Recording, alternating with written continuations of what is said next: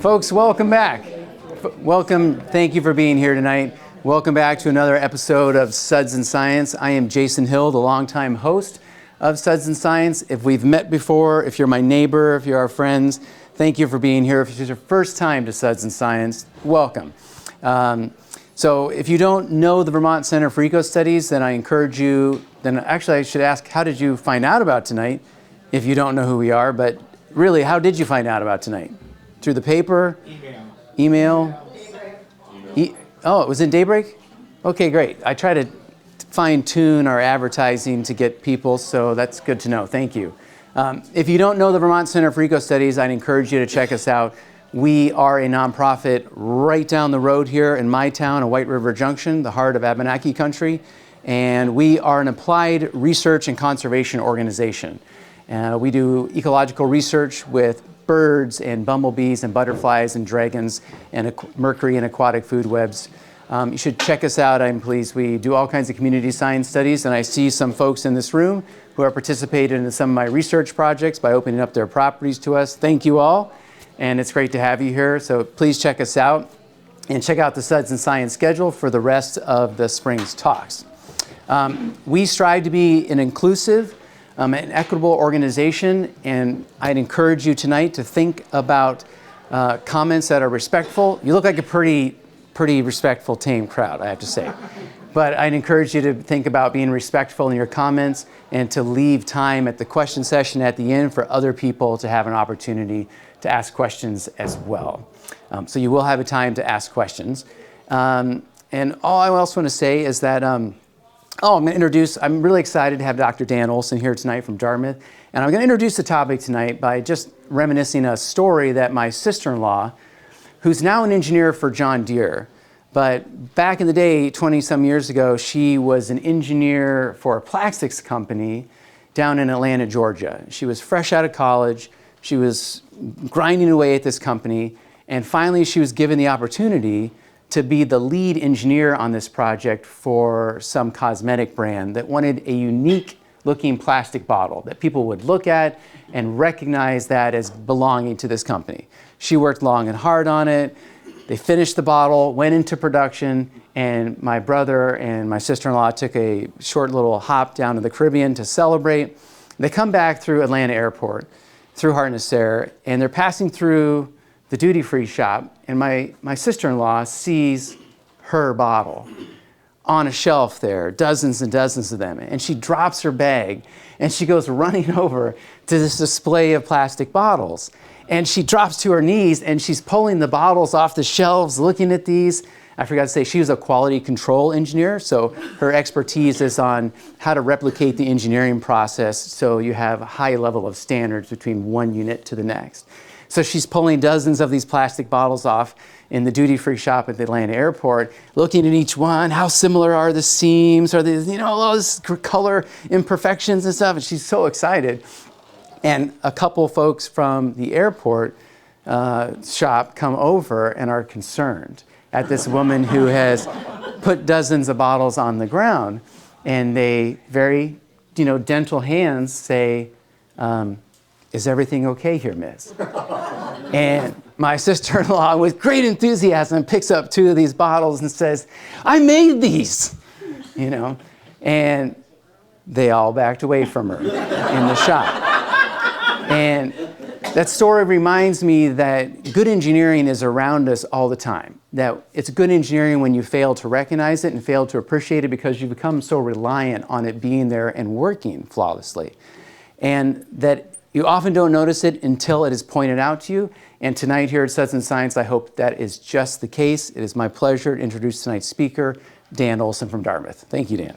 Great. Thank you. Thanks.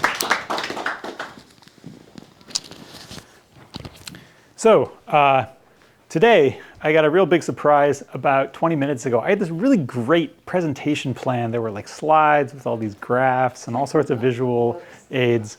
But this is a no slides presentation.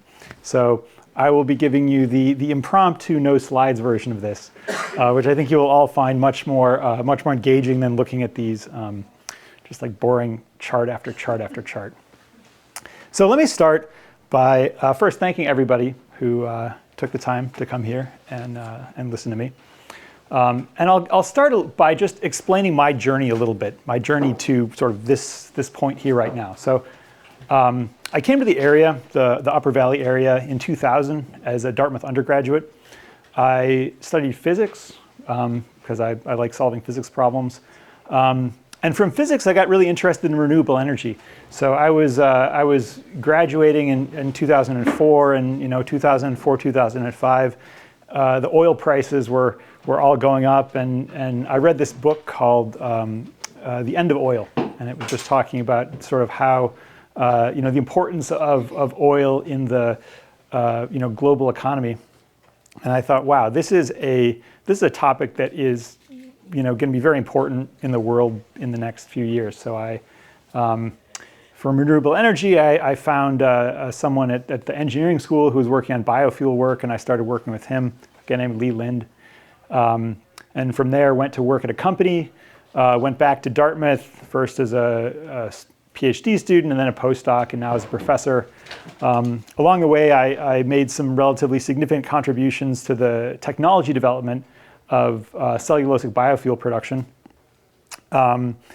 But recently, I have discovered that the cellulosic biofuels, one of the big advantages is that you can use them for negative emissions. You can actually have cellulosic biofuels capture carbon from the atmosphere and store it in the ground. And when I first heard about this, I was like, oh yeah, that's great. Like, how could anybody be opposed to this? This is like a perfect solution for climate change. And recently, I was sort of following the news, and I saw that there are a bunch of carbon capture and storage projects that are sprouting up all over the Midwest. Basically, there was a change in the tax code that made increase the tax benefits for sequestering carbon, and all of a sudden that sparked a whole wave of investment. There was a bunch of new pipeline projects sprouted up. But the news that surprised me was I started reading like newspaper article after newspaper article about people who didn't want pipelines. Now, this is not my area of expertise at all. My area of expertise is the technology development. So I work on a day-to-day basis. I am a microbiologist. So I take bacteria and I culture them, and I put genes into them and take genes out of them and study how their metabolism works. But I was really interested to know, this technology, which to me seems so great, there were some people who really thought it was kind of the worst thing ever. And so that prompted me to, to write an op-ed for the Valley News. That op-ed was partly just for me to kind of educate myself, really read through some of these arguments in detail, the arguments that the people who don't like carbon dioxide pipelines have been making, and some of compare it to sort of, what I know in the literature and what the what the companies who are trying to build these pipelines are saying. And it also prompted me to change the topic of this talk. Originally, when I first talked to Jason, I was basically going to kind of present a talk about the technical details of the work I do, biochemical engineering and metabolic pathways and thermodynamics. But it turns out I realized that to a general audience, the technical details of how you get a technology to work are sometimes not that exciting. I mean, this is the type of topic that I have 12 colleagues scattered throughout the world who we have really great discussions about, but the details are often not that interesting to everybody else. Thanks, Dan. Yeah. But I could tell that the amount of discussion that was happening over carbon dioxide pipelines, that this is a topic that a lot of people care about, because this is a topic that it impacts day-to-day life in a variety of ways. And also, it really ties in well with climate change. I mean, climate change is something that we're all dealing with, more and more as time goes on. And we're all looking for ways to address climate change. So I'm going to start off the main part of this talk by talking about how biofuels can address climate change. The big problem we have right now is we are releasing carbon dioxide into the atmosphere, and that carbon dioxide is causing global warming. So to reduce global warming and to reduce the effects of man-made climate change, we need to bring that carbon dioxide down to zero. Ideally, we would bring the sort of the human-caused or anthropogenic carbon dioxide down to zero. Now, the main way of reducing CO2 generation is by substituting existing carbon-producing processes with things that don't produce carbon. So, for example, if you have a gasoline-powered car, switching from a gasoline-powered car to an electric car, that's an example of reducing emissions, because the emissions from your gasoline-powered car are relatively high, and an electric car, although not zero, are much lower. But you'll quickly realize that once you pick the low-hanging fruit, you run into a problem of diminishing returns. As you get more and more efficient, it gets harder to just by efficiency alone, it's hard to bring emissions all the way to zero, because there are always some things that you just can't decarbonize. A big one of those, in fact, is aviation. Aviation, long-distance trucking, ocean shipping, those are a few of the things that are actually really hard to decarbonize. So in order to deal with those certain emissions that you really can't get rid of, you need negative emissions. Negative emissions are where you take carbon dioxide that's in the atmosphere and you take it out of the atmosphere and you get rid of it somehow. And one of the best ways to get rid of it is to put it back underground. So if you think about where did this carbon originally come from, most of it came from fossil fuels. We took carbon that was underground, had been underground for millions of years. We took it out of the ground, we burned it, put it in the atmosphere, and now we're trying to figure out what to do to it. But a pretty logical thing is just we'll take it back out of the atmosphere, put it back underground where it came from, and the problem can be solved to a certain extent.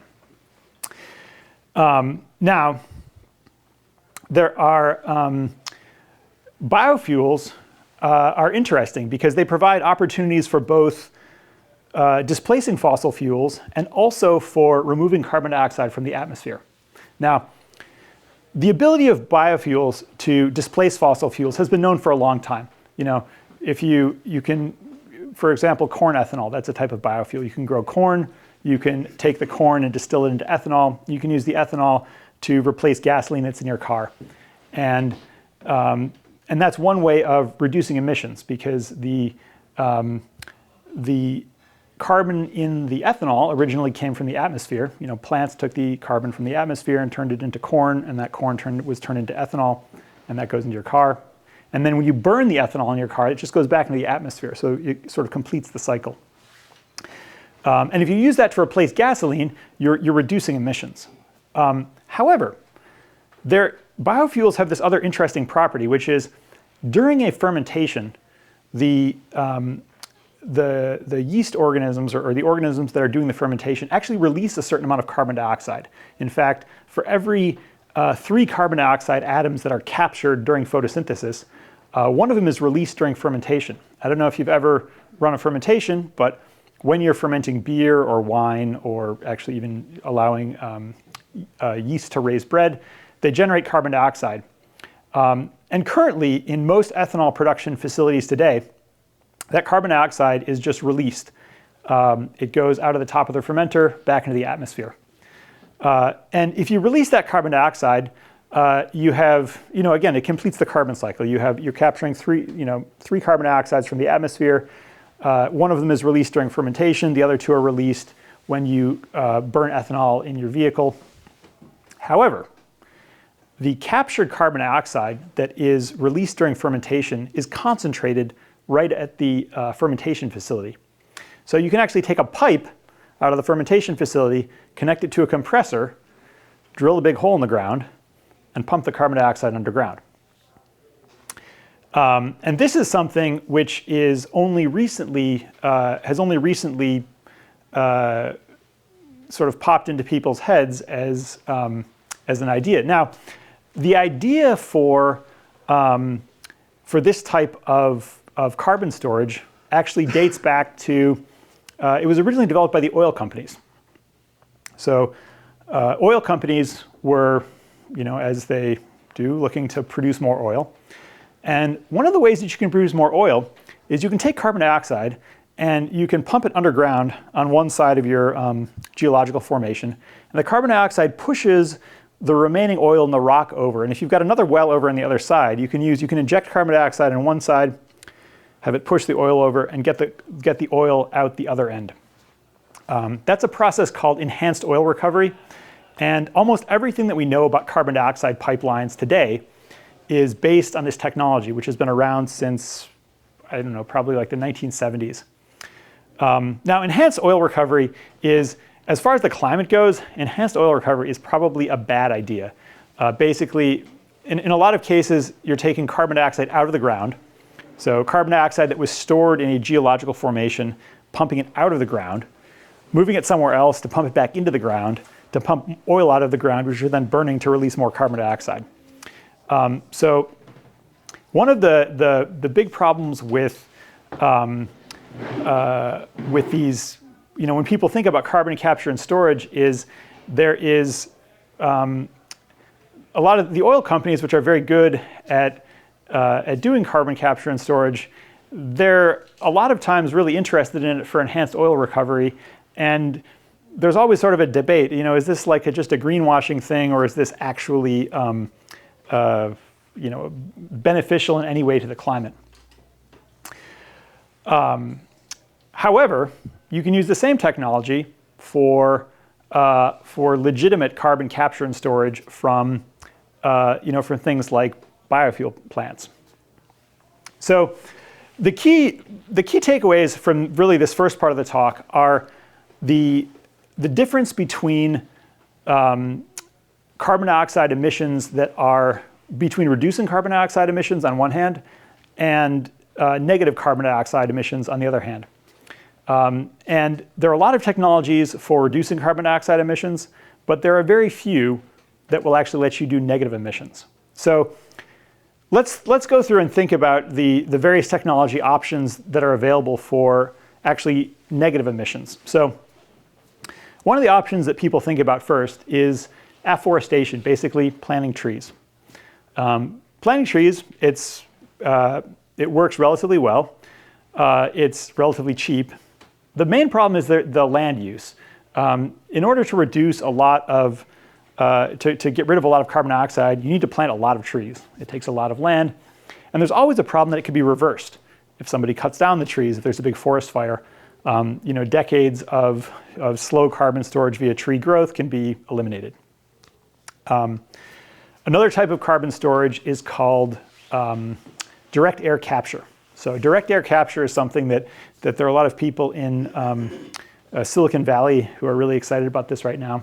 This involves using advanced technology to just suck carbon dioxide directly out of the air.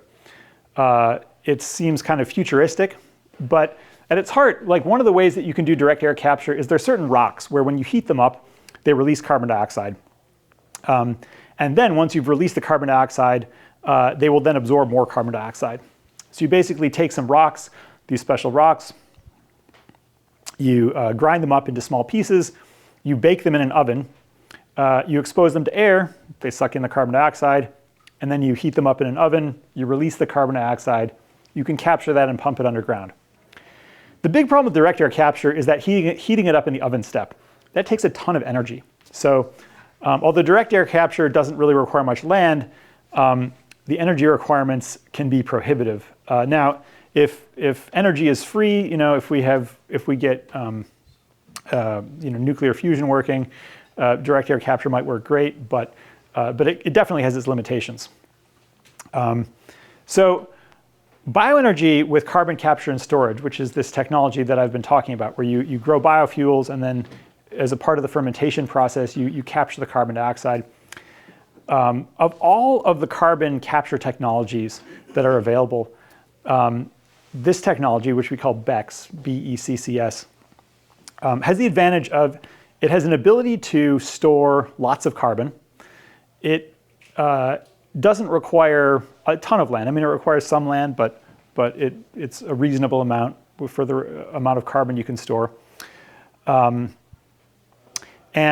the main benefit is there's an economic incentive to do it. Basically, you can sell the biofuel and you get the carbon capture as a bonus. So it's something that can have its own, like you can make a business doing this. It doesn't have to rely exclusively on government subsidies or tax policy or something like that. So now let's talk about how geological sequestration actually works. Basically, to store carbon dioxide underground, the first thing you have to do is you take carbon dioxide and compress it. Then you drill a hole in the ground and you start pumping. Well, you drill a hole in the ground in a very specific type of geological formation. The right kind of geological formation needs to have a layer of porous sandstone, which is where the carbon dioxide actually goes into. And then typically it has impervious layers either on the top or on the bottom or both. The impervious layers would be like types of shale. And that traps the carbon dioxide in the, wherever you're putting it. One of the most promising of these formations that people are excited about is something called the Mount Simon Sandstone Formation. So this is a sandstone formation that is, it's located in the Midwest. It's kind of in Iowa and Indiana. The reason it's called the Mount Simon Sandstone Formation is so in Illinois and Indiana, this thing is like 7,000 to 8,000 feet underground. However, as you go across the Midwest, it comes up to the surface, and it actually pops up at the surface near Eau Claire, Wisconsin. So one of the important shales in this layer is called the Eau Claire Shale, and then there's actually this in near Eau Claire, Wisconsin. There's a place called Mount Simon, which is this big sandstone cliff, where this sandstone rock. Where in Illinois it's 8,000 feet underground. In Eau Claire, Wisconsin, it's sitting right at the surface. So you can actually see what it looks like without having to drill a big hole in the ground. But this formation it's very exciting for two reasons. The first reason is that it's covered with three different sort of capping shales. And the benefit of that is you sort of get three layers of protection. If somehow your first layer of shale leaks a little bit and your carbon dioxide escapes, there's another layer above that. And then above that, there's yet another layer. So you have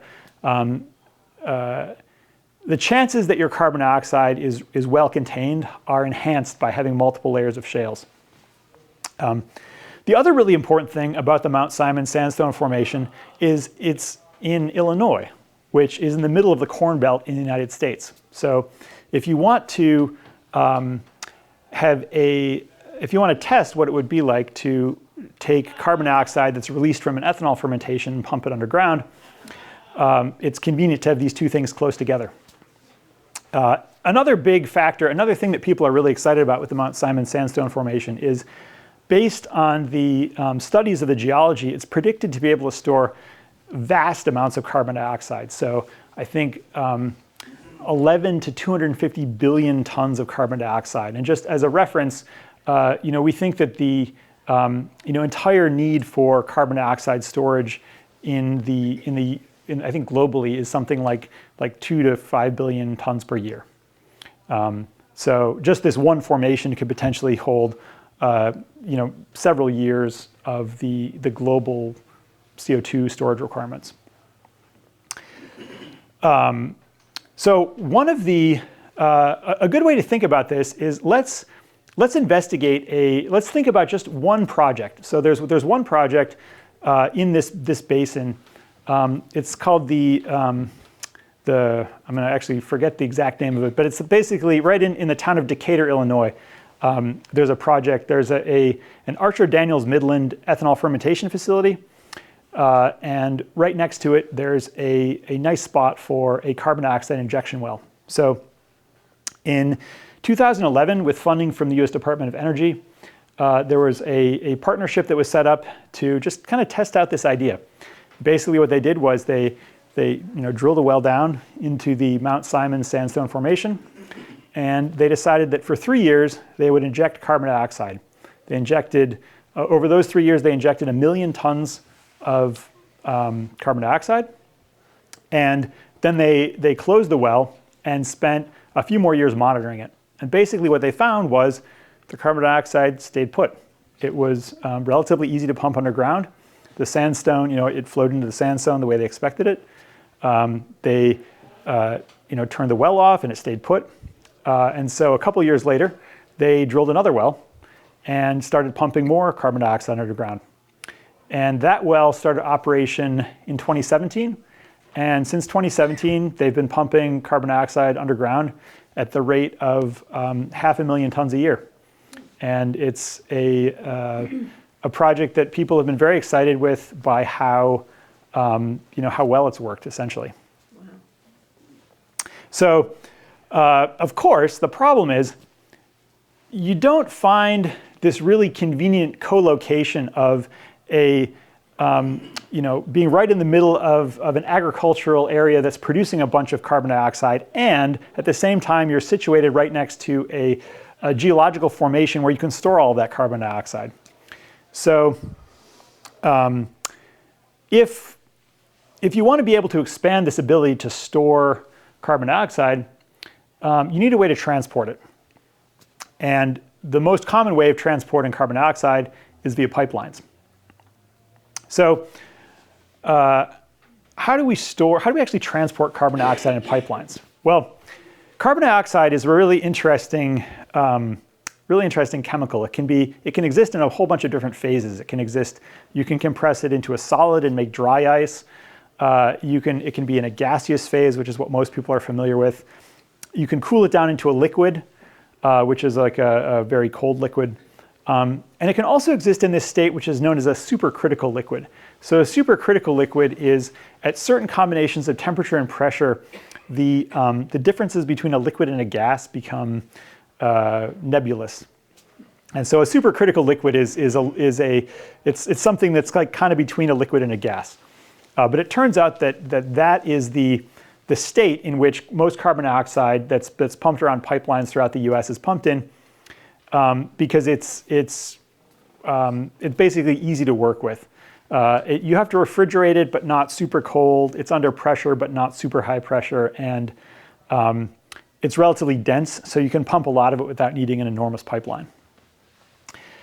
Now, when people think about, actually, when I was looking through the literature about why people, were not excited about carbon dioxide pipelines, the first thing that you see, if you ever do a search for carbon dioxide pipelines, there was a big industrial accident in Satartia, Mississippi in 2020, where there was a 24-inch carbon dioxide pipeline that was going by the town, and during, I guess there was a bunch of rain, there was a landslide, and it basically snapped the pipeline in half, which then released a whole bunch of carbon dioxide. And that carbon dioxide carbon dioxide is heavier than air. And so basically the pipeline was only open for 15 minutes because the operators, they have sensors, they realized something was going on, and they were eventually able to shut it off. But in those 15 minutes, there was a big plume of carbon dioxide. It went down this valley and into the town of Satartia, Mississippi, where it caused some problems. The big problem is carbon dioxide, you can't breathe it. I mean, it's an asphyxiant. So if there's too much carbon dioxide around and it displaces the oxygen that you would like to be breathing, you become unconscious. So there's that. Yeah, there's that. And so, right. So this like cloud of gas rolled in, and people started. Before you become conscious at lower concentrations, you might get a little bit dizzy or disoriented. But there was there's a big evacuation. The local authorities, they evacuated 200 people. There were 45 people that had to be hospitalized for difficulty breathing. And then people, like, for example, first responders tried to drive their cars through the carbon dioxide plume, but it turns out that internal combustion engines also don't work in the absence of oxygen. And so it was essentially a big mess. And a lot of people look at this and say, hey, we don't want carbon dioxide pipelines because we don't want this Satartia, Mississippi disaster happening everywhere else. Did anybody die? Nobody died. Nobody died, and there were no, in the United States, there's this PHMSA, which is the National Pipeline Safety Organization. And they track all the incident reports. So this incident happened in 2000. They finally filed the official incident report in 2022. And that incident report lists 0 injuries. So I don't know exactly what the technical definition is for injuries, but there were no injuries. And no, like long-term injuries that made it into the official record. And what's remarkable is, although yes, nobody wants CO2 pipeline leaks, but this was the worst CO2 pipeline disaster in U.S. history, and nobody died. In fact, carbon dioxide pipelines have not been responsible for any deaths in U.S. history. And the main reasons for that are that carbon dioxide is relatively non-toxic. Yes, it can asphyxiate you if you are trapped in a room with carbon dioxide, but it's much less toxic than some other gases. So one of the big problems, for example, with the Satartia, Mississippi disaster was the pipeline wasn't just carrying carbon dioxide. So that pipeline was coming from a place called Jackson Dome in, I think also in Mississippi. Jackson Dome is an ancient volcano. And the gas that comes out of it is a mixture of mostly carbon dioxide, but with 5% hydrogen sulfide. Hydrogen sulfide is extremely toxic. And so, one of the issues that is facing the carbon dioxide industry is it's very likely that a lot of the toxic effects of the gas leak in Satartia, Mississippi were actually caused by the hydrogen sulfide. Breathing a few ppm hydrogen sulfide can cause severe respiratory distress, and I think it's something like 1,000, like a deep breath of a 1,000 ppm solution, which is less than 1%, you could die. I remember I had a student at Dartmouth who wanted to do experiments with hydrogen sulfide, and they were going to do the experiments in the fume hood with lots of safety protective equipment. And we had a meeting with the Dartmouth environmental EH&S, environmental health and safety, and they basically said no, we're not going to have students playing with hydrogen sulfide gas just because it's too dangerous. Oh yeah, go ahead. Isn't hydrogen sulfide swamp gas? Yeah, it comes out of swamps. It's the rotten egg odor that you get if you're going to if you're visiting Yellowstone Park. That's hydrogen sulfide. So you just don't get exposed to enough. Well, it's detectable at, I think it's humans can detect it at something like 0.0005 parts per million, and it starts to get dangerous at tens to hundreds of parts per million. So generally speaking, if you're smelling it and you're walking around, it's because the concentration is so low, and it just happens to be that humans are really exquisitely sensitive to it. Anyways, when the PHMSA did their analysis of this of the Satartia, Mississippi disaster, one of the main causes for basically the delays in the first responders knowing what was going on and being able to understand what was happening was that when the pipeline company designed the pipeline, or they hired a firm to basically say, okay, what's the area, what's the buffer zone, so the area that we need to think about for doing safety trainings. And basically they drew their pipeline on a map, and they had a very narrow buffer zone. So Satartia, Mississippi was outside the buffer zone, and therefore their first responders didn't get carbon dioxide training. And the plant operators, were like, oh, well, we're just going to worry about the things in the buffer zone. So they didn't think to talk to the town. The town didn't know that they were in any danger. And this is the type of thing that as we learn more about carbon dioxide pipelines, we can say, okay, this was a woefully inadequate buffer zone. If we really need to be thinking about, for example, I think the buffer zone was somewhere on the order of like less than 1 kilometer on either side of the pipeline. Satartia, Mississippi was about 2 kilometers away from the pipeline break. And the National Weather Service said that this plume, might have gone for 40 kilometers, although as it goes, it disperses. So there's a question about exactly how far it goes before the dispersal renders it relatively non-toxic.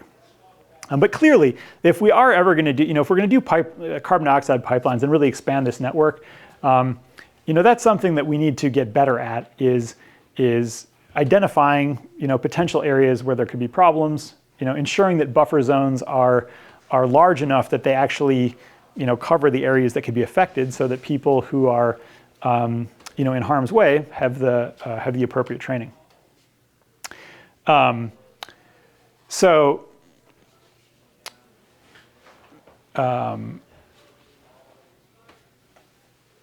Let's see.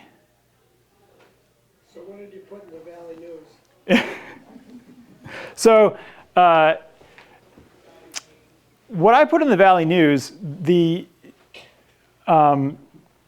although the reason that I talk about the Satartia, Mississippi episode is basically this is like the worst case situation. And frankly, the worst case situation is not that bad. You've got to think of technologies, any kind of technology that you have, there are potential problems. And carbon dioxide is, all things considered, relatively safe. For example, if you have a normal pipeline, pipeline carrying oil, and that pipeline leaks, you get oil all over the place. And cleaning up oil is a huge problem. It doesn't just clean up itself, unless you want to wait thousands of years.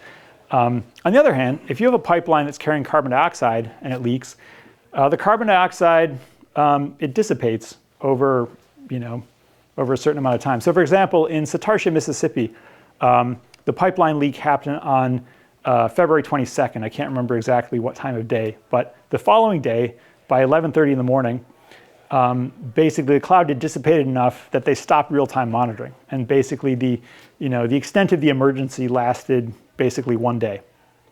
So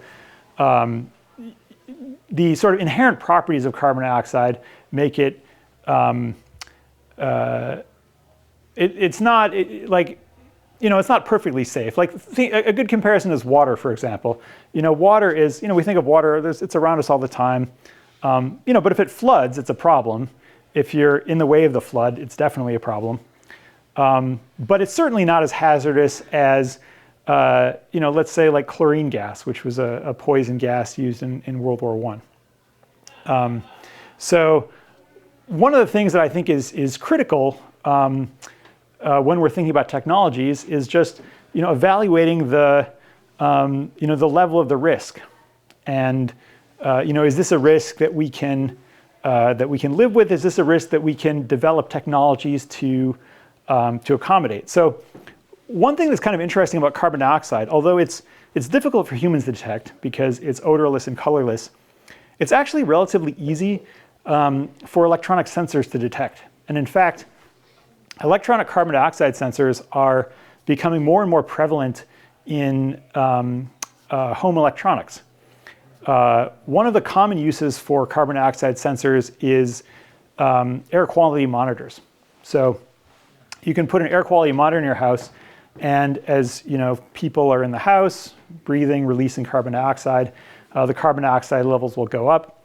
And if you see the carbon dioxide levels in your house rising, it's a sign that you don't have enough ventilation. So you can go, open a window or turn on a fan somewhere. And in fact, there's some thermostats. There's this thermostat, the ecobee thermostat, one of their fancier models, has a built-in carbon dioxide detector.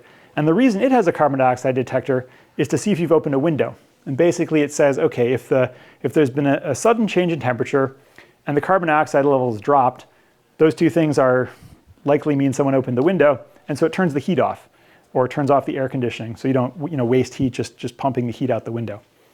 But the point of that is that it's likely that electronic carbon dioxide sensors are going to become more prevalent as people, particularly with COVID, people have gotten really much more interested in air quality monitoring, and they're relatively cheap. So it's easy to incorporate these types of sensors into, into various consumer products.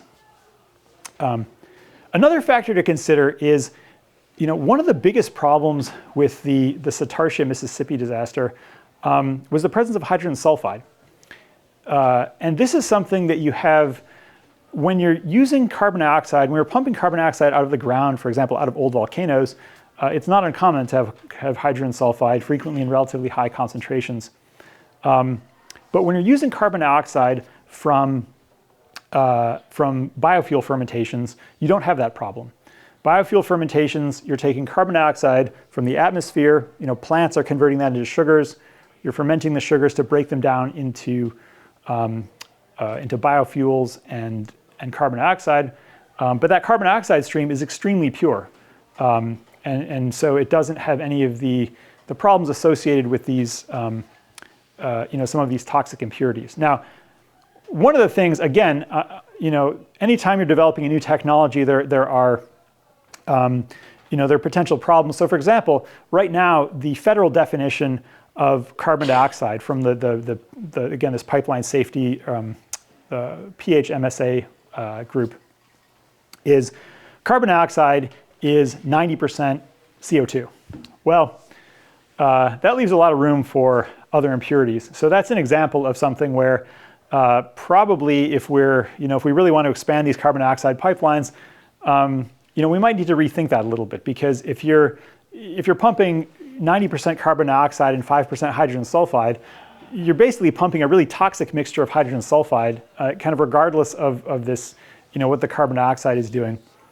And I think it's also important to be able to distinguish pipelines that are carrying, if you've got a pipeline that's carrying relatively pure carbon dioxide from a fermentation source, that's like a whole different set of risks and much lower risks than if you've got a carbon dioxide pipeline that's carrying, sort of dirtier carbon dioxide mixed with relatively toxic gases. So that's basically the the extent of the talk. I'm very much interested in what people here think about it. And like I said, I think all technology has risks. There's also a risk of doing nothing. Every technology you could imagine to fight climate change has some downsides. And if we sort of put them all off the table because each one looked at individually has some risks, we would say, great, let's not do anything. But then we still have the risks of associated with global warming. Right. Yeah. So what came to my mind first when I heard the title of the talk and started thinking about it, not knowing anything about the engineering, is we've got two major problems: climate change and loss of biological diversity.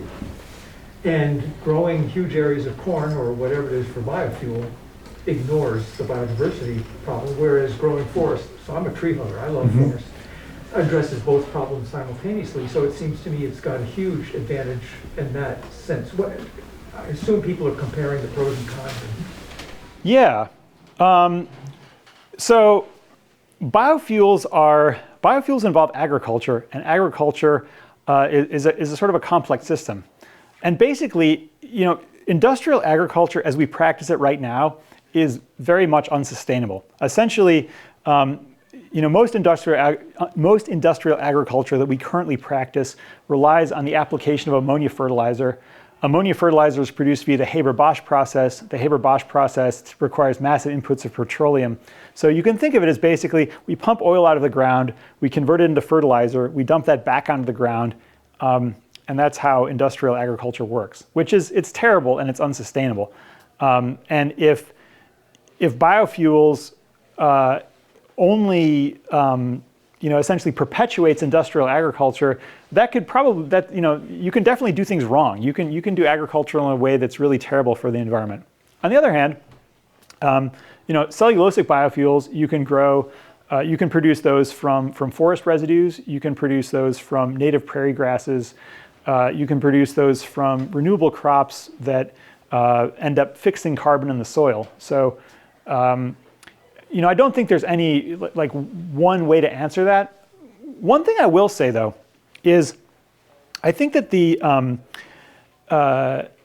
one of the benefits of biofuels is that they support agriculture. Again, there are pluses and minuses, but I think that having increasing the amount of the economic activity that happens in rural areas would actually have a lot of follow-on benefits just in terms of like the cohesiveness of American society. And that, in fact, might be a stronger driving force of allowing us to tackle climate change. Yeah, following up on that, you haven't really talked about the forest economy, but I would be curious to know what you thought about, a few years ago, Dartmouth was proposing to go to biomass for heating, and there was a certain backlash against it. And it struck me at the time that, it was really, talk about the local economy and how, this is a place where people can make a living up here. We've got this great forest resource. And now we have a situation up in Pittsburgh in northern New Hampshire where some group is buying up a lot of land there and they want to stop all the forestry altogether. And it's, I guess they're getting carbon credits for it from, I don't know, airlines, or I'm not sure how that's happening. But I'd be interested to hear your comment about the biomass industry in New Hampshire. Yeah, so let me repeat the question. The question was, Dartmouth was a few years ago going to switch over from, I think right now they're using oil, and switch over to wood pellets. And then there was a lot of pushback from some people who didn't want Dartmouth burning wood pellets. So this is it's a very complicated issue because this is forests in particular are, if you leave them alone, they store a lot of carbon. It's also possible to manage forests to actively manage forests. But I would say that the carbon benefits of the big problem with forests is that the default option, the default option being don't do anything, stores a lot of carbon. So anytime you're trying to talk about a use of a forest, for example, an active management, you always have to be kind of comparing it to the default scenario where you don't do anything. So I think there are a lot of situations where you can have a forest, where active management is basically no worse than leaving the forest alone. You can, your forest will store just as much carbon. You may even improve the timber production of the forest. But it can be hard to use forests as sort of like additional carbon sinks beyond what they're already producing if it's just left alone. I don't know did that answer your question? Well, I was responding more to earlier, you made that comment about the local economy and you're talking about agriculture, and that's one way rural people in this state can make a living in the forest industry. We had a lot of biomass fuel operations around the state, and they've kind of gone out of business as the state has stopped subsidizing that. And I just wonder what the balance point is, and it just seemed like when Dartmouth sort of there was this pushback against that, it just felt to me like it was sort of insensitive to the realities of rural New Hampshire, and maybe it wasn't so bad for the CO2 as some of the people that were opposing it suggested. That would be my editorial comment. Yeah. I mean, I think that's true of a lot of these technologies. Is that there are people who are really think that this is absolutely something we should do, and there are people who think it's absolutely something we shouldn't do. And I think that one of the biggest problems that we need to, if we want to solve climate change, I think we need to find ways to just at a certain point, it's like too much infighting can just get in the way of actually solving the problem. Other questions? Well, one of the other problems with that biomass thing, wasn't it, they were worried about particulate in the air as well? It's not just the carbon dioxide. I think they were worried about the town of Hanover being inundated with particulate coming from the plant as well. This is one of those topics that I followed a little bit, but is really like getting quite outside my area of expertise. So I've got a basic question. Yeah. So biofuels are when you take something that's grown and you put it in a vat or something, and then you put energy into it somehow, I guess, and it does what it does, and then you get something that you can put into an engine or something like that. So it's not something that's just grown like meat, like artificial meat or anything. It's not grown biologically with bacteria or that kind of thing. It's always a harvested plant. So the question was, what is actually the nature of a biofuel product? And it's two things. So let me give you an example of cellulosic ethanol. So in cellulosic ethanol, you have carbon dioxide from the atmosphere is converted into sugar by plants. So plants take the carbon dioxide out of the air, they take 6 carbon dioxides and convert them into a single sugar molecule. They string those together in chains of sugar molecules, and a chain of sugar molecules becomes a strand of cellulose. That's sunlight is the energy for that. Yeah, right, and sunlight is the input source. And then the cellulose becomes the plant fiber.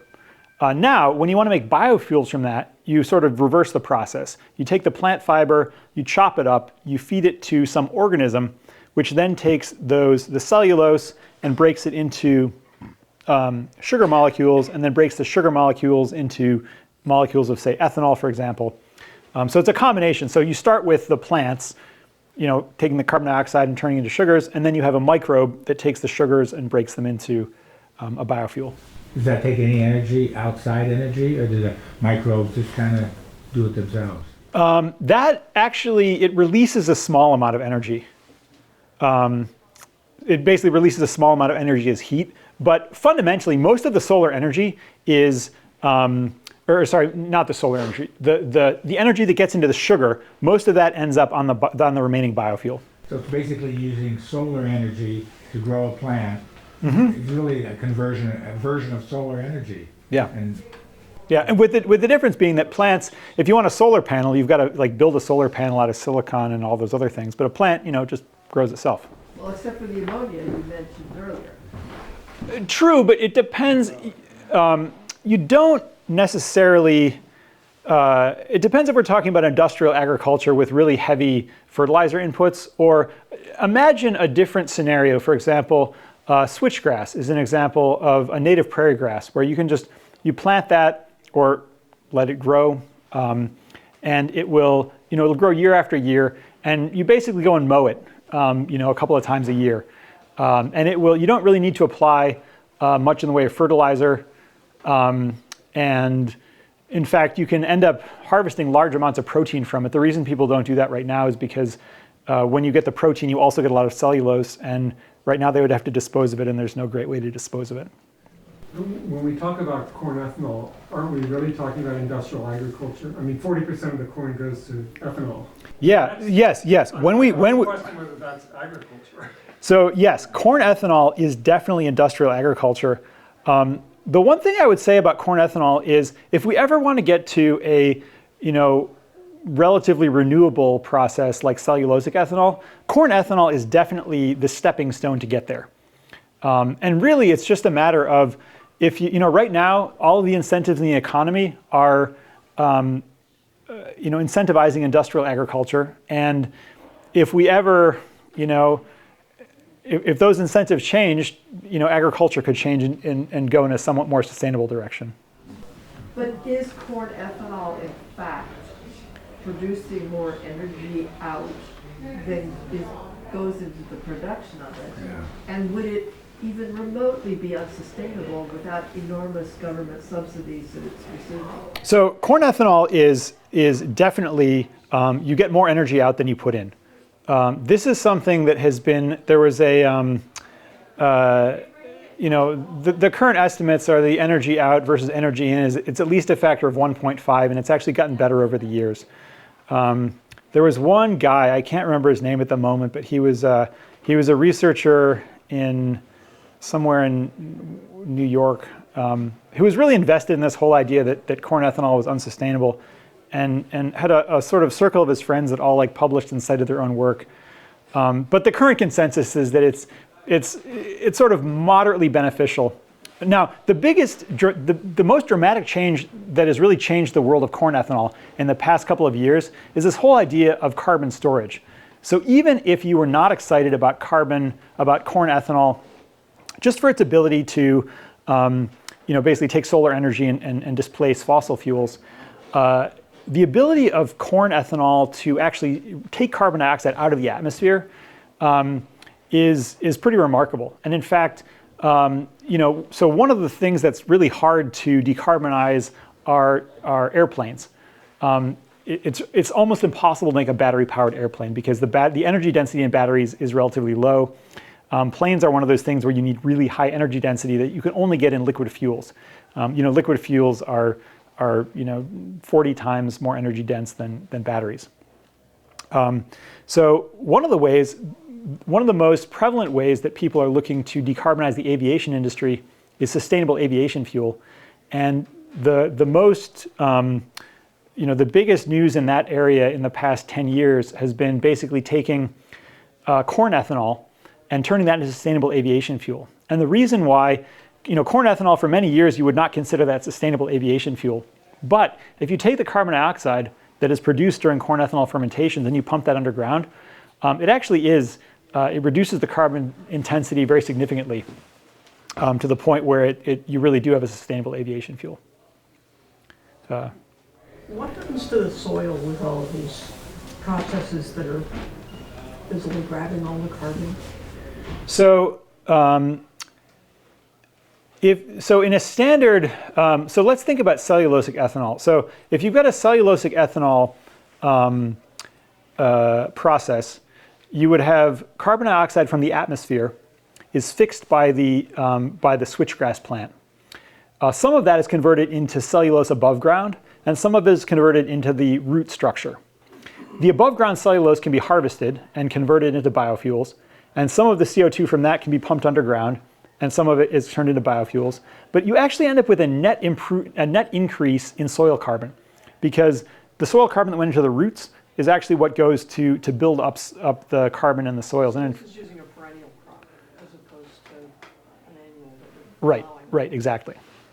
Now, I know much less about how this would work for corn, but at least in so corn, for example, you harvest the stalks if you wanted to use cellulosic ethanol. Typically, you would leave some of those behind in the field, and that has some benefits for carbon, for the carbon balance. Although I'm pretty sure you would still end up adding some fertilizer.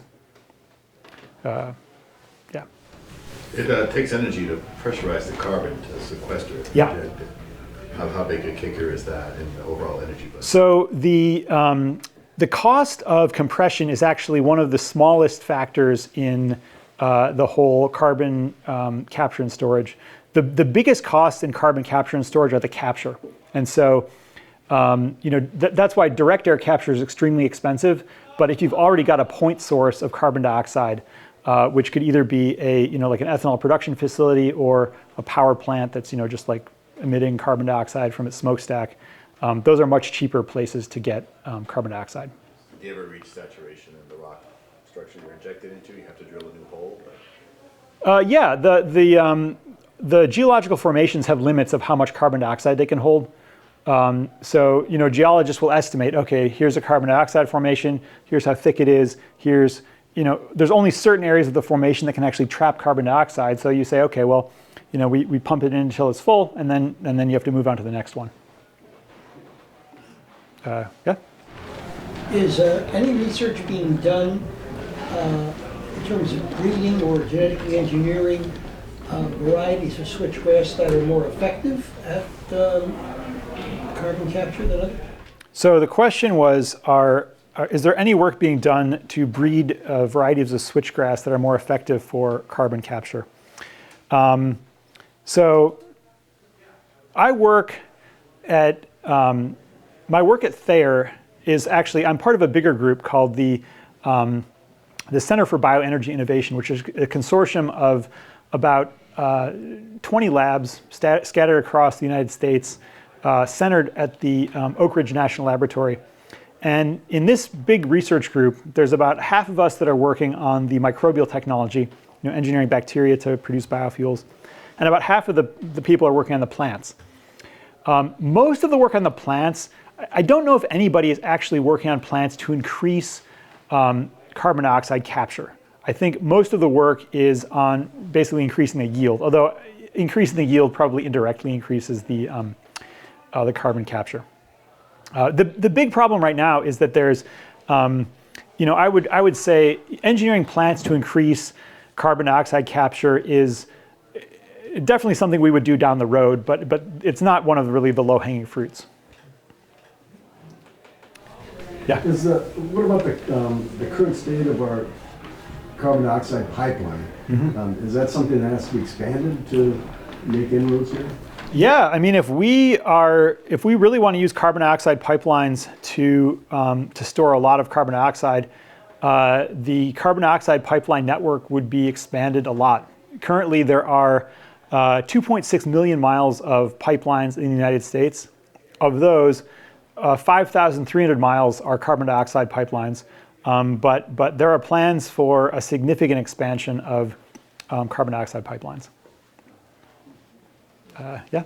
I'm just wondering about in terms of timeline for this stuff being even remotely a source of our climate change crisis salvation, given that the number of positive feedback loops that are already showing signs of being past the point of return, that's happening. So the question was, is this technology viable given how fast we would need to ramp things up to make a dent in climate change? To make it scalable. To make it scalable. Well, one thing I will say is that you've touched on a huge problem because a lot of these technologies take decades to get up and running. The big benefit of carbon bioenergy with carbon capture and storage is that it's a very mature technology. And the reason it's a mature technology is because the hydrocarbon engineering folks have been studying this for decades for their own purposes. But now we can take a technology that's relatively mature. The technology for drilling, the technology for understanding the seismic features that trap carbon dioxide is well known. The technology for drilling wells is well known. The technology for actually compressing the carbon dioxide and pumping it underground is well known. And most importantly, the technology for monitoring the carbon dioxide to know that it's staying put is also well known. So of all of the various options that you can imagine for storing carbon dioxide on a relatively large scale, carbon sequestration underground is really one of the best options, mostly due to its technological maturity. So, drilling down, so to speak, into this issue of storing carbon underground, maybe this is too technical a question, but how do they know that the carbon is staying there? And are there risk factors like earthquakes or other things that could cause a release at some point in the future? There are definitely risk factors. So let me start with how they know it's underground. So, or how they know it's staying put. Basically, yeah, for what? So first of all, one of the best indications that carbon dioxide can be stored underground for long periods of time is when people are drilling oil wells. Sometimes they'll come out across trapped pockets of gas. Some of that gas is carbon dioxide, and actually you can. I think there are techniques for dating the carbon dioxide to tell how old it is, and some of that carbon dioxide is ancient carbon dioxide. So it's clear that in principle this gas can be stored underground for on geological timescales. Now the more specific question of how do you know where it's actually going? So there's a whole field of research called geophysical modeling, where basically you take a whole bunch of, you take measurements, you take rock core samples to understand the porosity of the rock, and you can take like seismograph measurements where you have this big thumping device that like thumps the ground and you get like reflected sound waves coming back up. And you can sort of integrate all this data to make a 3D model of what your what your gas plume, for example, is doing underground. But then you actually take measurements. You say, okay, well, is this really behaving the way we think it's behaving? So you can drill another well and say, okay, well, we thought the CO2 was over here. At this location, at this depth, we're expecting to see CO2. Do we actually see it? If you've got adjacent wells, you can measure the CO2 migrating between the wells. And basically, this technology it's relatively well developed just because the petroleum industry has developed it for oil resources. So was there a question? Yeah. Quick question. My problem with the pipeline is how much energy does it take to actually produce the pipeline, and how much carbon is released in the production of the pipeline itself? This I don't know off the top of my head, but I am fairly certain that the costs of producing the pipeline are relatively low over the duration of its operation. Yeah, mine was along that same line, but a little different, which is the fact that, just by your description of it, the amount of threat or whatever to the environment around it, the pipeline is pretty expansive. And if you start having lots and lots of, you already have lots and lots of pipe, when you're talking about millions of feet, millions of miles. If it, full control of it, what people put into it, it's there. It's kind of like a silent thing going through your zone that you don't really know what's going on in it, and you don't have. So you're relying. That sounds like a pretty complex, because it's really one of your real stumbling blocks. Is going to. We started out with there was the field out in Illinois, or is where it's all where you want to get the carbon from. So now you've got to move it out there. And is the pipeline underground, and we have to disrupt the environment in order to put the pipeline in? And how many miles of pipeline? So let me just the questions were, there was a question about the environmental impacts of pipelines, well, let me start with the environmental impacts. So first of all, when these pipelines are put in, some of the pipelines are above ground, and some of them are. I think most of them are actually underground. And yes, there's definitely some disturbance of the soil, and there's eminent domain, which a lot of people don't like. So there are clearly some disruptions. However, there was recently a study of carbon dioxide pipelines in comparison to other pipelines, hydrocarbon pipelines, natural gas pipelines, gas transportation, other gas transportation pipelines. They basically found that over several categories of types of risk, carbon dioxide pipelines were dramatically lower. For example, environmental impacts. I think it was a factor of about 10-fold lower. Looking at the accident history over the past 10 years. And the basic reason for that is that carbon dioxide, relative to a lot of other things, carbon dioxide is relatively non-toxic. If you have a leak, you have a plume of carbon dioxide, which again, you don't want to be in the middle of that plume at the moment when it happens. But given a short amount of time, it dissipates back into the environment. And you're walking around right now breathing 420 parts per million carbon dioxide every day, maybe a little bit more every day. So it's something that it's all around us. One more question? Early on, you quoted a statistic of how many billion tons of carbon we needed to take out of the atmosphere ideally to balance things out from our fossil fuel use.